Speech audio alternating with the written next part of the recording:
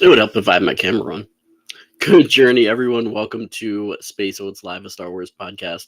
I am the Crucial Crew member, Jay. And yeah, we're going to go back in time and talk about some Star Wars history and a little bit of everything else. Um, I was a little bit, just kind of the past couple days, a little bit um, messed up in figuring out what I was going to do tonight. So, kind of last minute decision, but most of it's going to be talking about, not long ago in this galaxy, which I do every day on YouTube, usually. Took a little bit of a week hiatus because I had a little bit of vacation time, a little bit of staycation. It was great.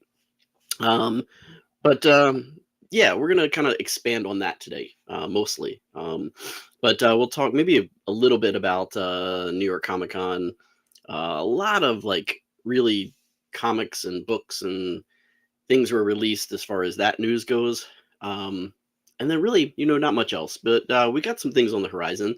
But we'll talk a little bit about that tonight with the whole releases, especially since Disney acquired Lucasfilm, because that actually is really the essence of what tonight is all about. Because not long ago in this galaxy, um, October 30th, 2012, was the day that it was announced on StarWars.com. Don't know like how, you know, unofficial, official, when all of that dates were, everything. But the kind of official announcement on StarWars.com was today, October 30th, 2012, that the Walt Disney Company um, was basically acquiring Lucasfilm. And with that acquisition, and I honestly I remember that clearly in 2012. I was not living here in Florida yet. I was not a cast member. I was not here in Florida, but we were vacationing here in Florida. So what better kind of like place to be when you're walking around Epcot, because that's where I was. I remember it. We were actually, I think the exact area where I actually found out was we were walking between the UK pavilion and the France pavilion. I remember this so clearly.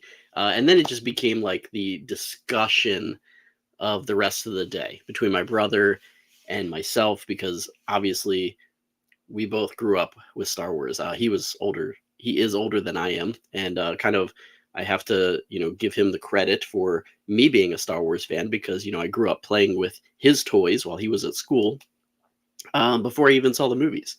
So that is part of my Star Wars journey that I'll never forget. So obviously we were very close when it came to Star Wars. That was one of the things that we agreed upon. That Star Wars was great. Um, Continued to collect together, as we got older. Um, when the re-releases came out, we, collected together, went to the toy stores, called each other, hey, what's there, what's here, what's there, buy me this, I'll buy you that, all that good stuff. Yeah, so I remember clearly that's where I was that day. I'd love to go back and look and see like pictures of that day. I don't know. I don't think I like did anything.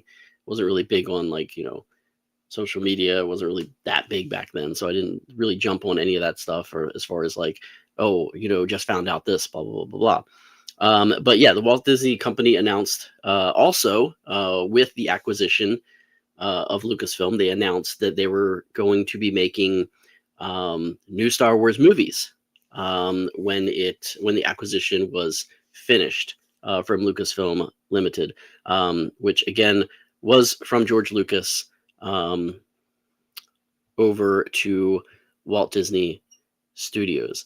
I want to actually throw up a screenshot of that, because I actually do have that little. Let me see if I can expand this a little bit here. That actual photo of George Lucas and Bob Iger sitting down there, and excuse me. Oop, there we go. Let's do it this way. There we go. Haha. All right. I don't have my good camera today because I didn't really have. Again, I was like really like trying to get things together, and I didn't have a chance to get my good camera. But there's Mr. George Lucas and Mr. Bob Iger sitting down, signing over those papers. But yeah, so Star Wars Episode 7 was going to be the first new Star Wars film, and that was going to be planned for a release in 2015.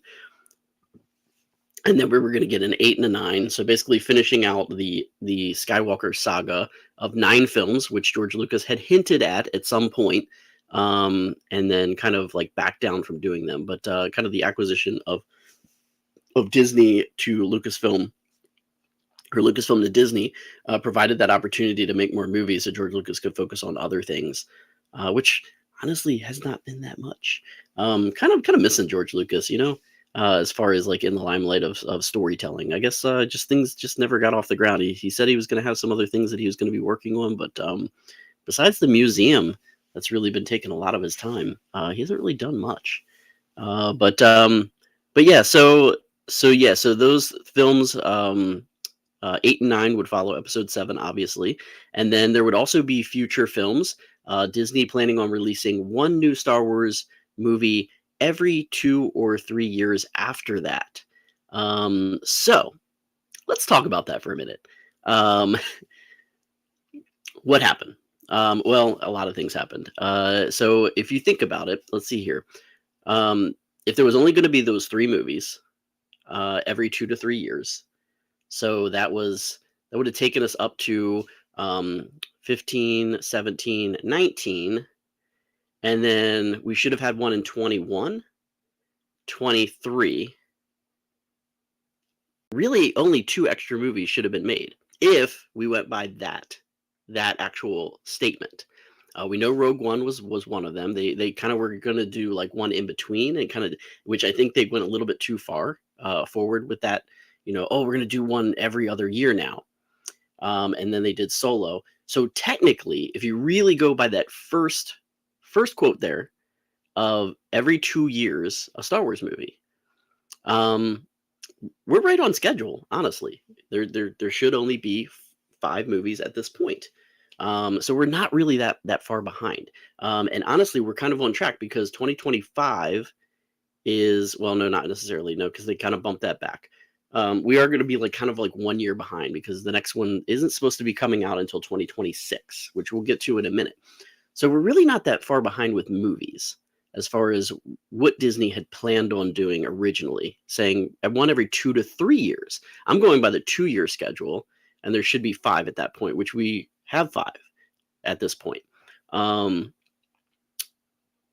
think people just kind of forget that. They don't want to think about some of the movies, which is why it's almost considered kind of a failure to some people, with Disney not really being able to live up to. But I mean, if you think about it, we didn't have anything, and George Lucas had no plans on making anything future Star Wars projects. So I think we're doing pretty good. We're doing pretty good with Disney acquiring Lucasfilm, I feel, and I've enjoyed the movies. I mean, I can guarantee you, Rogue One has been loved by all fans, old, new, everybody. I don't think I've met somebody that said they couldn't stand Rogue One. I don't think that it has been the case with anybody. Solo, I think a lot of people came around to Solo. I think Solo just got a bad rap, bad timing of a release. It was just too close to The Last Jedi, and the backfall from that. A lot of people not liking that film, which I've always said, and I always will stand by it, that it is my favorite of the sequel trilogies.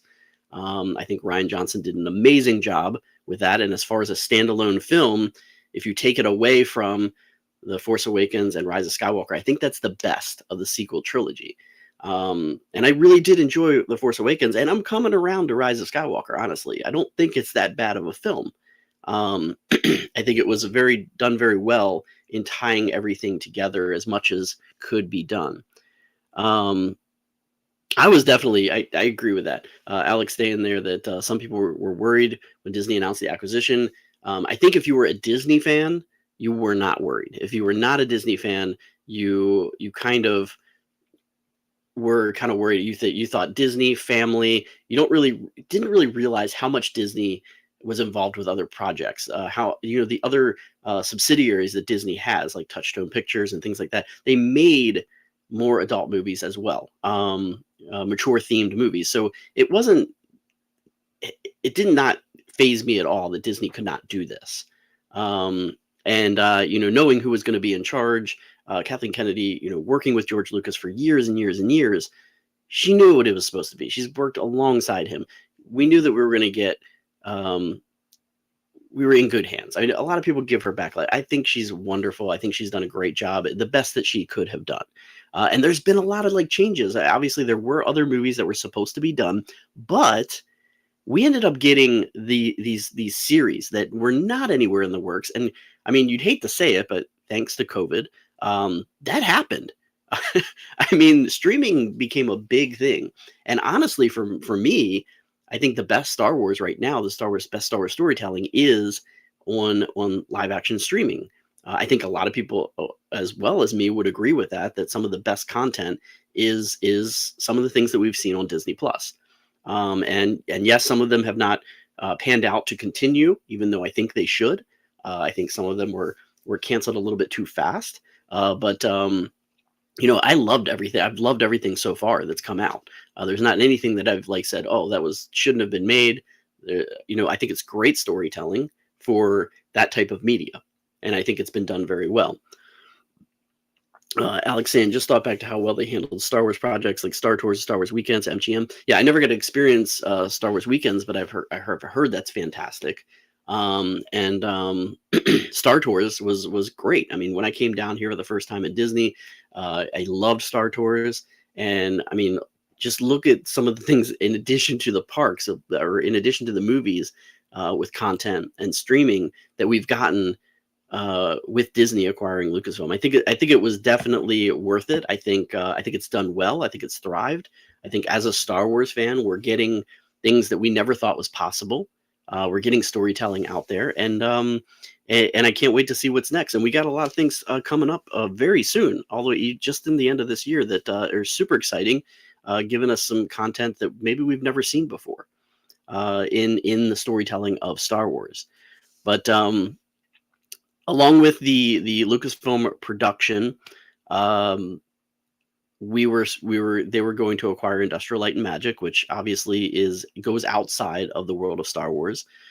Does special effects and sound for Skywalker sound as well included in that deal. The sound, the special effects, everything for so many movies, Disney movies up to that point as well. Just outside of the box of Disney, and just the acquisition of that was well worth it, obviously, because that's a standalone company that does amazing things, born from George Lucas. And then also getting the rights to Indiana Jones franchise, which ended up for now, for what we know, has only been one other movie being created. Which is the Dial of Destiny. And I thought Dial of Destiny was amazing. I don't think it got as much credit as it should have. I think it was a very well done movie, with Harrison Ford kind of just kind of showing his age and just kind of breaking it down as like an ending to that. You've not seen Dial of Destiny yet? I can't believe that. Anyway, Dial of Destiny is outstanding. It was definitely a very nice long movie. I felt it may have been a little bit too long, but there was some times where I'm just like, wow, this movie has just got a lot of content, a lot going on, and there were some pace issues for me in that movie. But I loved the whole de-aging, going back in time, all of that. I'm not gonna. Obviously, I'm not going to spoil anything because I didn't realize anybody had not seen it yet. But if you've never seen Indiana Jones: Dial of Destiny, and you've liked Indiana Jones Adventures, I would definitely watch it. It's right up there with Raiders and Last Crusade, in my opinion. Like, those are my top three as far as those films. So I still will put Raiders up top and Last Crusade second, but this is definitely my third favorite out of them all. So, but really, really great to see that. We got merchandise that came back into play with Indiana Jones. We've got new stuff coming to East Coast, Animal Kingdom, with new Indiana Jones ride, which is great to see. And who knows, maybe we'll get some kind of storytelling hinting at that Indiana Jones theme. Maybe it'll be a different character. but maybe it'll be some kind of adventure like that. I'm hopeful that we get something like that, which would be amazing in my part, because I love that kind of stuff. I love that like Tomb Raider esque feel to movies, where like the archaeologist is also an action adventure star. Love that kind of storytelling, and I hope we get something like that in the future. National Treasure, obviously, is something like that too, and I love National Treasure. I think that's great. I didn't get a chance to actually watch the Disney Plus series in full, but I heard that was pretty good. It ended up getting canceled, but uh, would love to go back and finish that series. The amount that Disney paid for Lucasfilm was $4.05 billion, which was about half in cash and half in stock. And then the company said that the valuation was almost entirely driven by the Star Wars franchise. So, of course, they wanted Star Wars. Star Wars is the best, in my opinion, the best storytelling ever, obviously. And Disney, of course, would want to. They've already been involved with Star Wars, with that in their theme parks. Why wouldn't they want to acquire this as their IP? And that way they can make more content in the parks, which is what they did, which is amazing. So thinking of like what we got coming up, well, we got a lot of stuff coming up with Disney, right? We got Skeleton Crew, just a little over a month away, December 3rd, coming out. I love the concept of this series. I hope it does well. I don't think it's intended to have multiple seasons. I think this is going to be a one-off season. I hope so. I hope they don't give it this cliffhanger because at the end, because of what happened with the Acolyte.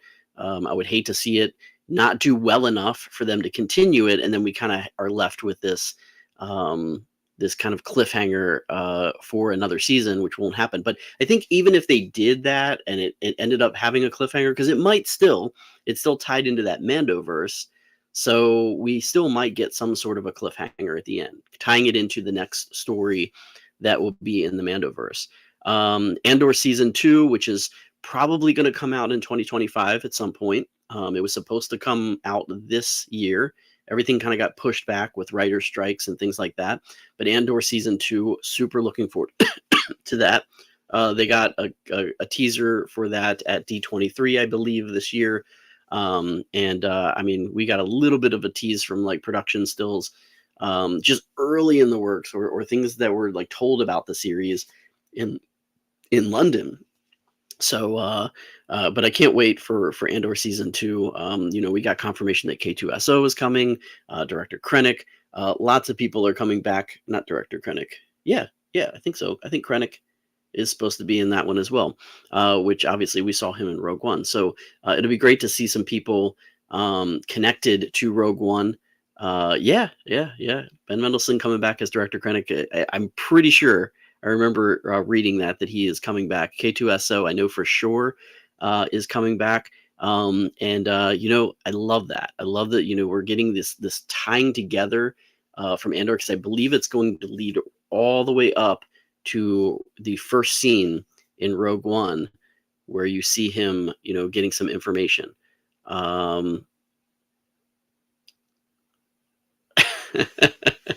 Love it.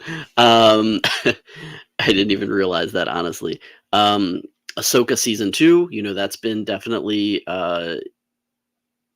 thrown out there as it is going to get another season. Obviously, this is going to be kind of outside the box of Star Wars, because it's now in a different galaxy, diving into the Mortis theory, things like that, which is one of my favorite parts of the Clone Wars cartoons. And I can't wait to see where that goes. Kind of a little bit nervous with how they're going to deal with Ray Stevenson's character with Baylan Skull, because that he passed away. So but I think they'll be able to do this, and that series was amazing. Loved it. I know that got some backlash, but I'm glad they moved forward and they decided to go with that one and do a season 2. We don't know when that's going to take place as far as coming out yet. We have no idea. There's been no dates.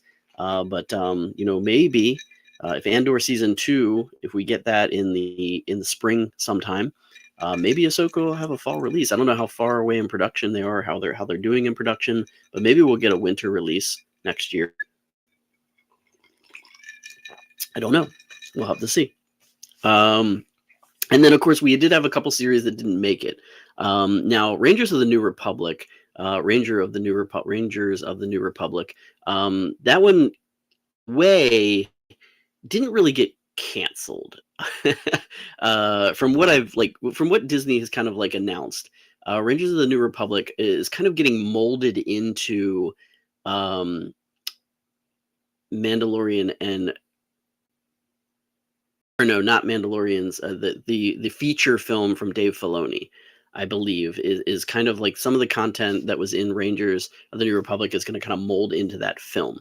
Most likely, it's going to be the start of it because it was supposed to be leading up to that. All these different series: Mandalorian, Book of Boba Fett, um, Ahsoka, uh, all of these series, Rangers of the New Republic, Skeleton Crew, we're all supposed to kind of cliffhanger into this multiversal Mandoverse movie that was supposed to come out, which kind of seems like that's going to be the big bad Thrawn movie. And so even though Rangers of the New Republic was indefinitely delayed, the culminating event in that series is going to be a part of Filoni's feature film debut. From what we've been told, that's been kind of like said out there. So we will get possibly some characters that were supposed to be in that film. Most likely Zeb Aurelius, because he kind of hinted at possibly that character being in there. Cara Dune was supposed to be, but I don't think she's going to be coming back unless there's some big amends that are made. And then Cobb Vanth, another one that that was, I think that was hinted that he was going to be a Ranger of the New Republic in a way. And who knows? Maybe that's going to be the case, and we'll see them in that film debut from Filoni, because that will be his debut directorial film.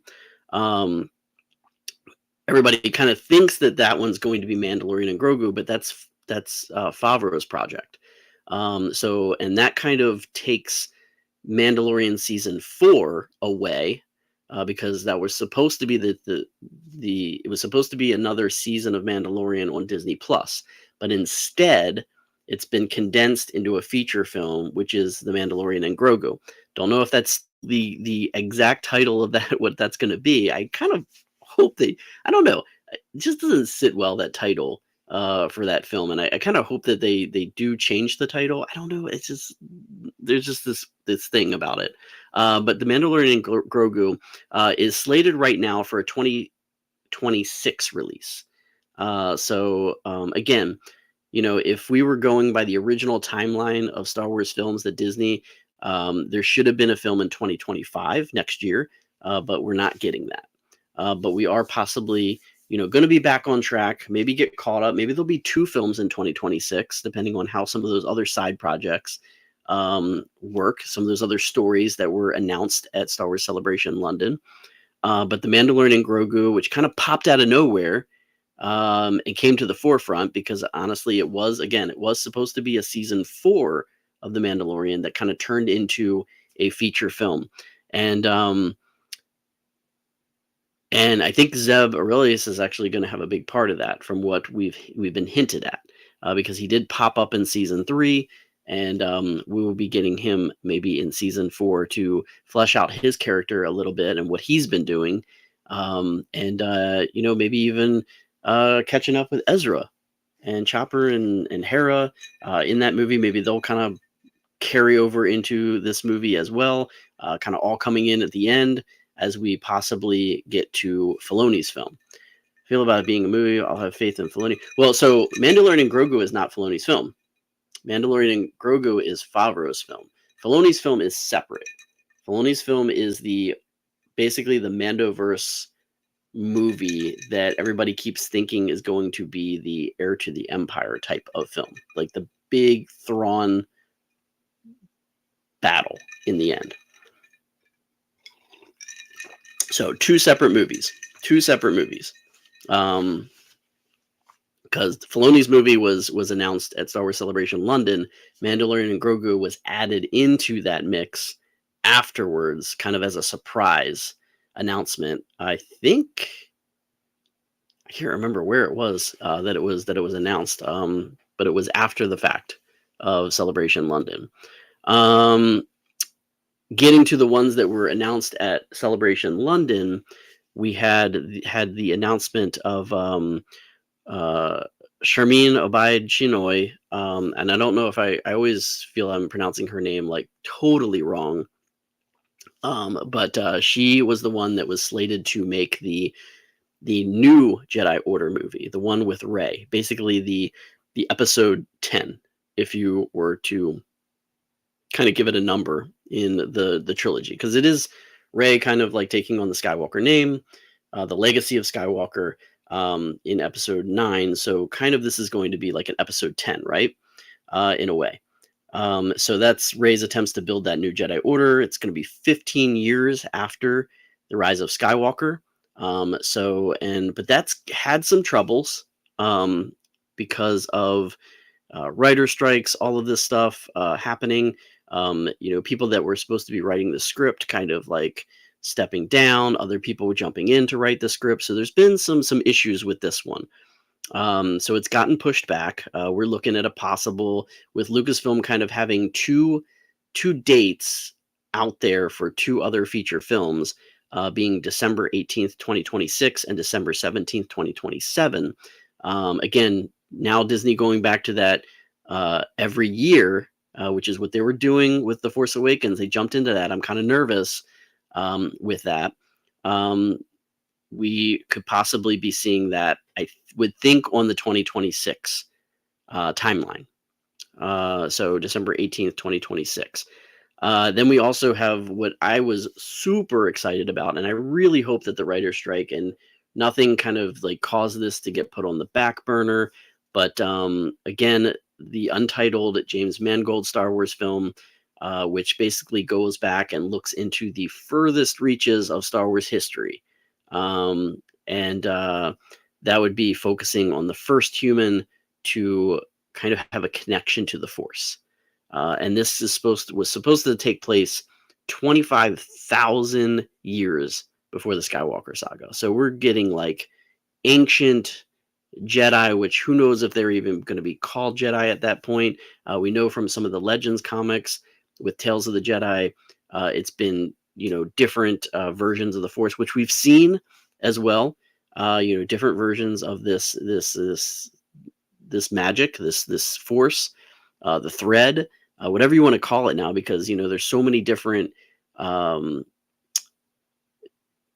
names for it with different people that have these connections to this power. But I believe it's all connected in a way, and I think that's kind of how we're going to like maybe learn about that with this film. And I really hope we tie into this and we get this James Mangold film at some point. Mangold basically said when he first started talking to Kathy about doing one of the Star Wars pictures, he thought about a biblical epic, kind of like a Ten Commandments, which I really would love to see that kind of film brought to Star Wars. And I think Mangold could pull that off. I think it would be amazing. And that tone would give Star Wars a definite fresh perspective. I think it would be totally different and outside the box. And I love that. I love just kind of getting different takes, and I love the spirituality of it just coming in and really seeing, again, what the Force is, where it first started, where that first connection came. And I think Mangold would be able to really put a fresh perspective on Star Wars. But I know Mangold was like tied up with some other projects and things, so who knows where that's going to be in this whole timeline. If anything, it's going to be somewhere around 2027, which again is like 2-3 years out. I don't think we're going to hear anything about that for a while. And hopefully it doesn't, these strikes and everything doesn't cause that project to go away, because that's one of the ones I was so excited about in the announcement at Star Wars Celebration London. And then again, the third one that was announced in London was the untitled Dave Filoni Star Wars film, separate from Mandalorian and Grogu. Again, totally different, because that was announced later as being a different release, because that's Favreau's project. Filoni's was supposed to be kind of the tying up of all the ideas from The Mandalorian, Ahsoka, presumably Book of Boba Fett being in there, with tons of tension between the New Republic, the Imperial Remnant, reaching like a crisis point, and then I guess kind of seeing, how the First Order kind of evolved out of that, kind of taking us into where we are in The Force Awakens. How kind of Thrawn maybe possibly injected that that Imperial Remnant to come back in a way. So looking forward to that too. I think that's going to come to play at some point. It might come in a little bit quicker than the Mangold series. Maybe that'll come out in like 2027, and Mangolds will be end up being last. So we'll have to see what happens with those films, but that one probably has the most potential of succeeding because of everything that's already been going on with the Disney projects on the streaming service, which are basically the building blocks of that film. There's been some other rumors over the past with Disney and Star Wars about other projects that really have not really come to play at all. One of the interesting ones was the Sean Levy Star Wars film, which he is the director of Deadpool and Wolverine, if you did not know. He had an interview with Variety magazine in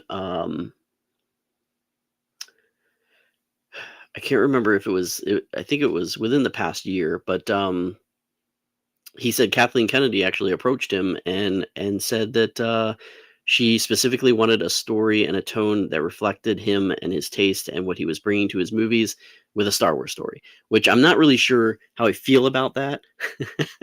I don't really know. I mean, I guess kind of it could be something along the lines of like feeling like Solo. Solo was very light and funny in a way. That's what it was supposed to do, but again, it didn't do well from Star Wars fans, so I don't know how that would work. But and he actually felt very empowered about that. And at the time, again, the writer strike was really going on, and it was unclear if any plans for that is going to come to play. I think this was about a year ago that this conversation had happened. There's the Lando possible series or movie that's has been on and off again. There was actually a teaser video featuring Lando's unblemished Millennium Falcon shown during the 2020 Investor Day presentation. So that actually suggested that this Lando series or film would go back in time before Solo and have Lando in an adventure in some way or another. And even as of this summer, this year, it appears that the project is still in the works, but it's more kind of gravitated towards a theatrical release and not the Disney Plus series, which is what it was intended at first. So when I first heard about it, I was thinking, oh, this is going to be a way to carry on the Solo story with Lando and like kind of like finish up maybe loose ends in the Solo movie that was supposed to kind of have more story to it.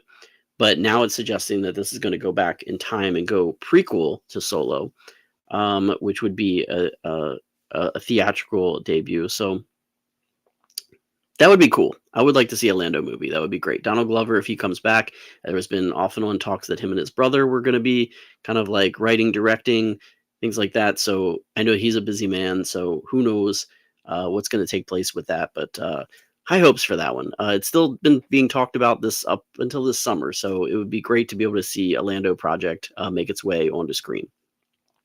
If you don't remember, we had Star Wars Rogue Squadron that was supposed to be in the works with Patty Jenkins. That's been, again, another off and on thing.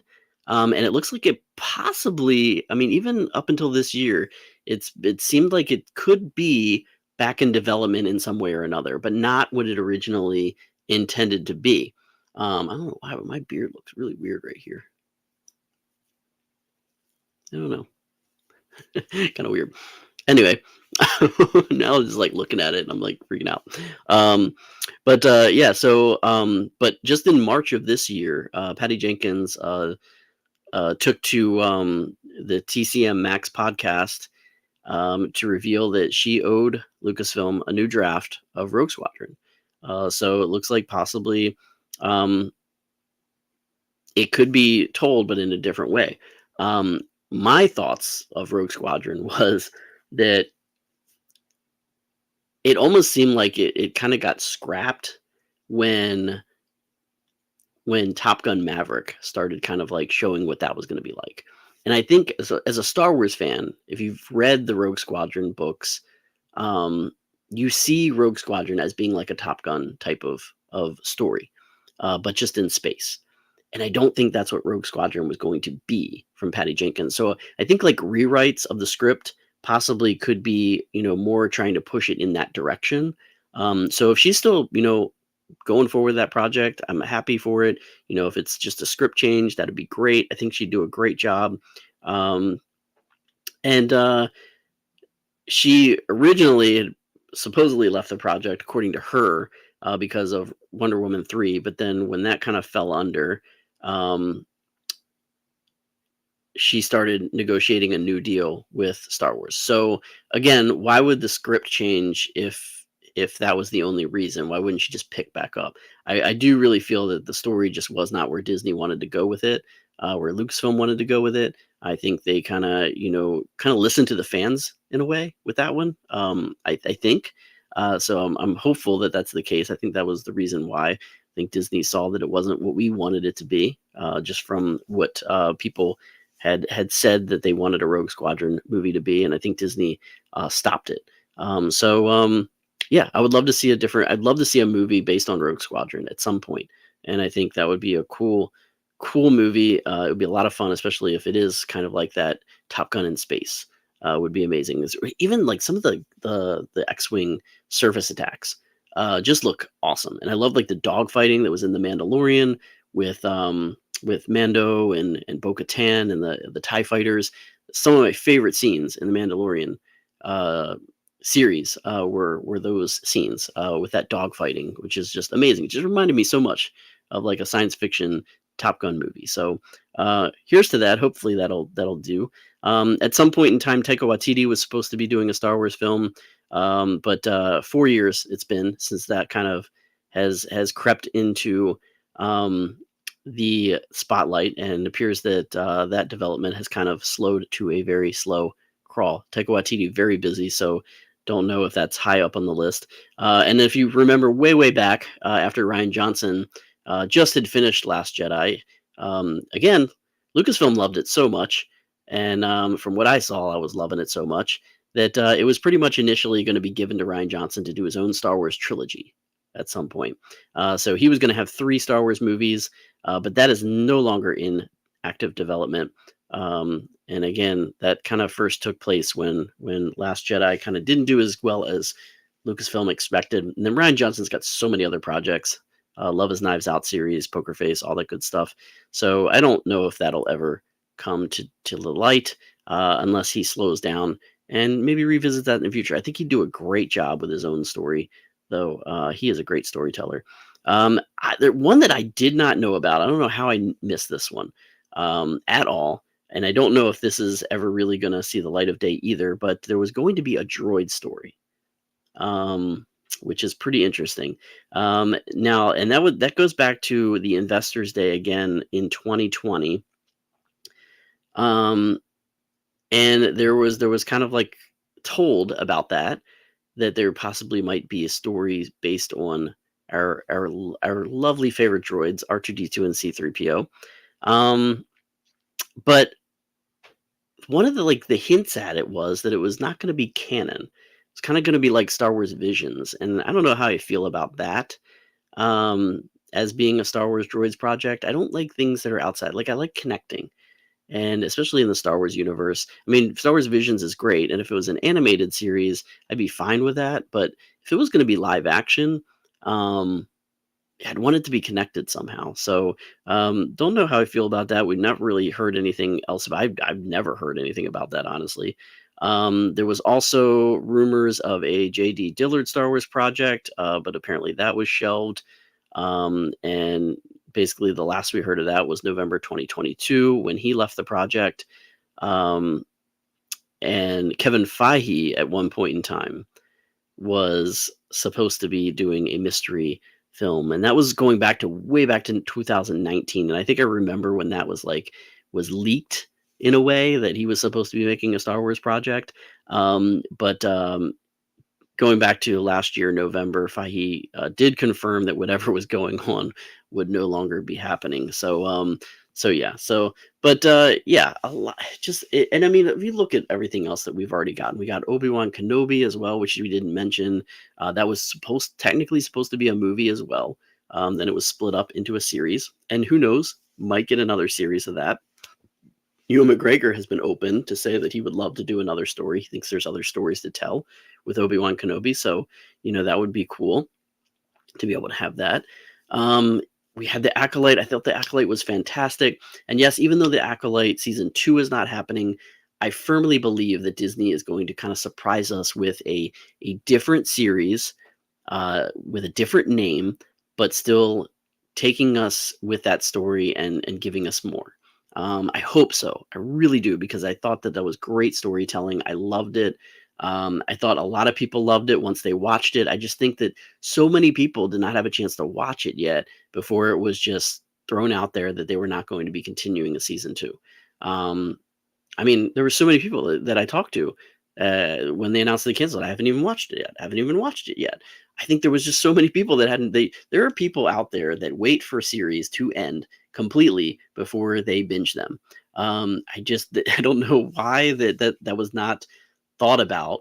And they were so quick to just cancel that and no season 2 that I think it was deceiving. There's got to be more to that. I don't think that maybe they never intended for a season 2. Maybe they just intended for a different series with a different focus, but with the same characters or different characters, because almost all of them died except for the main villain. So who knows? Maybe we're going to get a different story. I really, really hope so, because I loved it. Everybody I talked to loved it. I don't understand where they got the idea that nobody liked this series, except for the trollers all over the internet that do that all the time. But yeah, I really hope that sees the light of day with that storytelling. And I mean, the animation that we've gotten from Disney, Star Wars Rebels, Bad Batch, just so much. I've been watching Resistance again. My wife was like, "What is this?" I was like, "It's the series that kind of leads you up to The Force Awakens," and that was fun. There's just been so many, and there's connections to that all over. There's a lot of connections from Resistance to Ahsoka, actually, which is pretty interesting if you're not up on that. But just great storytelling out there. I think Disney has done a fantastic job. There's no doubt in my mind that was a great acquisition. I don't think that anybody could have put as much into the storytelling as the Walt Disney Company. I think it's just been fantastic. So what a great job. What a great idea to be able to take over and do that. Just kind of scamming through with lots of things that were released for from New York Comic Con. Again, a lot of it was publications,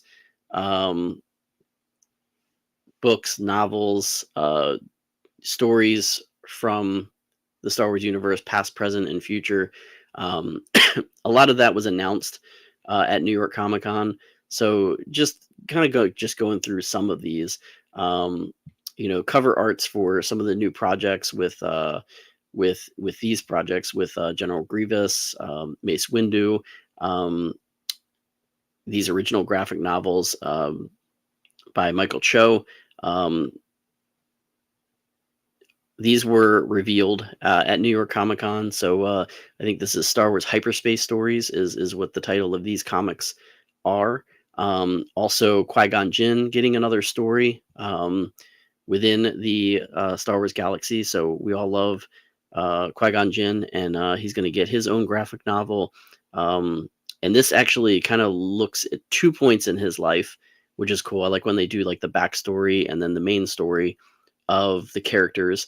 And some of it goes back. It's almost going back to kind of like Tales of the Jedi, when he was a Padawan of Count Dooku, and then when he was a teacher to young Obi-Wan. And both of these stories are connected to the Brotherhood of the Ninth Door. So basically, we'll learn a little bit about what that is in that graphic novel. Poe's getting another series, Poe Dameron. This is actually going to be written by Ethan Sachs. And basically, this was a very surprising reveal at the Dark Horse panel in New York Comic Con. This art for this new Poe Dameron comic miniseries. And this will set in the lead up to the events of Star Wars Force Awakens, featuring Poe Dameron and BB-8 on a new adventure. So always great. I love the other Poe Dameron comics. They were really good. Love that series. That was kind of him starting out. We got some Bad Batch storytelling, which is great. Tech, who we love so much that didn't make it through the Bad Batch, is back in this because this is prior to that. This is a story set before the events of Star Wars: The Bad Batch. So these guys all there, kind of, I guess, in between the Clone Wars and the Bad Batch. So pretty awesome. The High Republic getting some new stuff as well. This amazing piece of art, by the way, for the High Republic is 4 issues where the covers connect together. So I love it when that happens because it creates some beautiful art. So this is the High Republic Adventures issues 14 through 17. And this is going to showcase the Battle of Iriadu, which is going to probably be amazing with what that cover looks like. So, and then there's a wedding happening in the High Republic, which I know some people that just love stories of the galaxy. I'm kind of being funny about that, but the wedding spectacular with a first look inside the nuptials of Lula and Zine. So obviously that is probably not a finalized design because it is black and white. But if you're fans of the High Republic, you'll be looking for that. I can't really find the time to get into all the High Republic stuff. But and then we have we got a first look inside the issues of dispatches from the occlusion zone. Kevin Scott, Daniel Jose Older, and Alyssa Wong shared pages and insights from their trio of tales. An all-new story of Ty York from Calvin Scott. Older has Jedi detective Emmerich Kaffner teaming up with Nile scientist Niv Drendow. And Wong's features a cat and mouse story of Driga and Rue.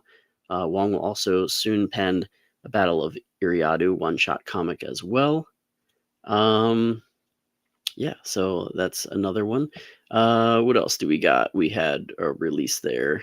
This art came from the High Republic Adventures as well as a first look inside, showing us a mission set in the days before the nefarious Nile, in which Padawan Venestra Rowe learns a valuable lesson from Master Stellan Gios. So Venestra Rowe, who we knew from The Acolyte, getting more stories from her. I loved her character in The Acolyte. I thought it was amazing. I would love to see more live action stories from her. Star Wars Vader's Castle.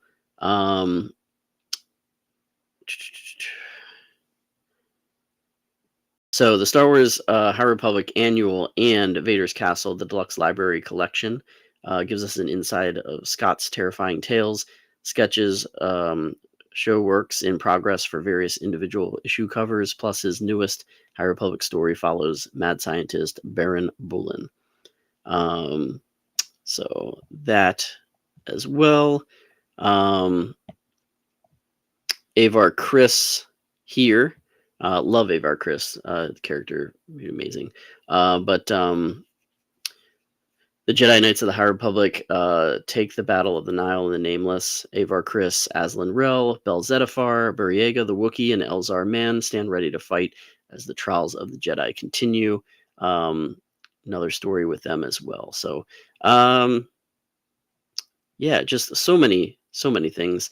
Uh, we have Valiant Val, another middle grade book coming.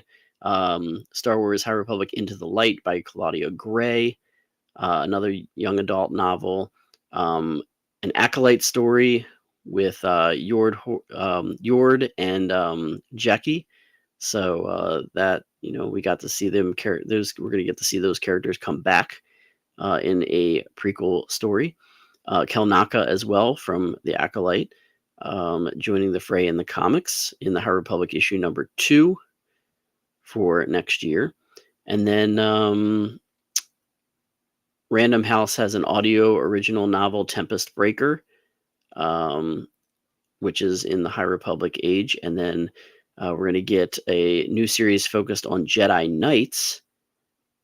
And issue number 1 has a great cover of Yoda on it. But they're going to take on Qui-Gon Jinn, Mace Windu, Yoda, and more. Lydia Kang is going to be writing short stories for Star Wars Insider, if you're a Star Wars Insider subscriber, as I am. And then Charles Soule, Zoraida Cordova revealed art from their series in Star Wars The High Republic Adventures Annual coming from Dark Horse. Yeah, just so much Star Wars content going to be coming out. So lots of stuff, guys. Yeah, just so many great series on the printed page. It's just too much to keep up with, honestly. I have never been able to keep up with everything on the printed page, even though I would love to. But yeah, my brain is broken just talking about it sometimes. But just other things out there. If you go on StarWars.com, there's a really cool. I mean, we're still kind of in that year of 25 years of the Phantom Menace. And there's a really great article in the concept art and design storyboarding for the Phantom Menace that was released within the past week. And it's a really good article. If you're a big Phantom Menace fan, highly encourage you to check it out. That is about it for me. I made a brief trip to Hollywood Studios in the past week. Rode Smuggler's Run and Star Tours. And Star Tours, by the way, is back in regular rotation with pretty much everything because we did not get any of the new sequences. So it is basically not popping up with, they were doing, everybody gets the Purgle sequence. Everybody gets either Ahsoka, Mandalorian, or Cassian. But now they're all back in regular rotation. It's just all kind of random sequence now again. So we didn't get any. What did we get? I know we got Hoth and Coruscant. We got Hoth and Coruscant. Admiral Akbar is our middle. Darth Vader was in the beginning.